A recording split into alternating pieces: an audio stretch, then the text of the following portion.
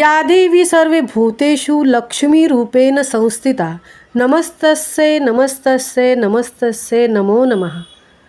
तळा शहराची ग्रामदेवता श्री चंडिका माता नवरात्रोत्सवास आजपासून प्रारंभ।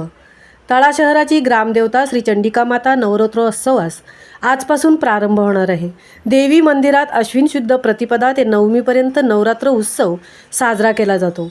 देवीच्या नवरात्रोत्सवात घटस्थापना, खंडदीप, घटावर दीड माळा आणि कुमारिका पूजन हे महत्त्वाचे भाग असतात।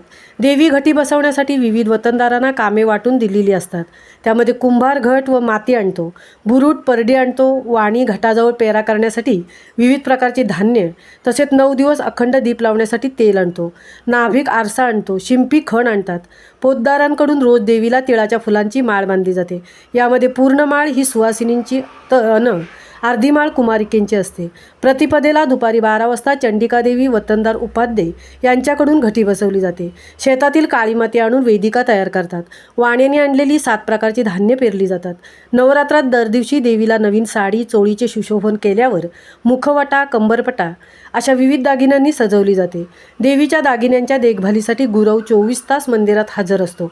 मांग वतनदार देवीची कवने गातो। सकाळी व संध्याकाळी देवीची आरती करण्यात येते। संध्याकाळच्या आरतीनंतर परिटवाड्यातील सुतार मंडळी पंचपदी म्हणतात।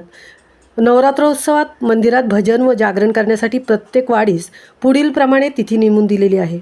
घटस्थापनेच्या दिवशी जोगवाडीकर, द्वितीयेला भोईरवाडी, तृतीयेला राणेची वाडी गोळेआळी, चतुर्थीला मुंढ्यांची वाडी, पंचमीला कुंभारवाडा व गवळी समाज तारणे, षष्ठीला फोंडलवाडी व राणेची वाडी मंडलिकाळी, सप्तमीला वडाची वाडी पारदेआळी व रोहिदास समाज, दुर्गाष्टमीला वडाची वाडी मोहितेआळी व आनंदवाडी, नवमीला परिटवाडी, शेवटी दसऱ्याच्या दिवशी पुसाटीवाडी या सर्व नेमून दिलेल्या वाड्यांवर देवीचा 10 दिवस भजन, जागरण व देवीच्या अंगावर घातलेल्या अलंकाराची राखण करण्याची जबाबदारी असते।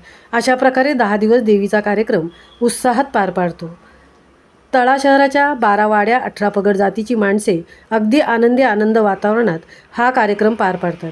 देवीच्या दर्शनासाठी तालुक्यातील मुंबई, पुणे, ठाणे या भागातून दूरवरून भक्तगण मोठ्या संख्येने माता भगिनी देवीच्या भेटीला येत असतात।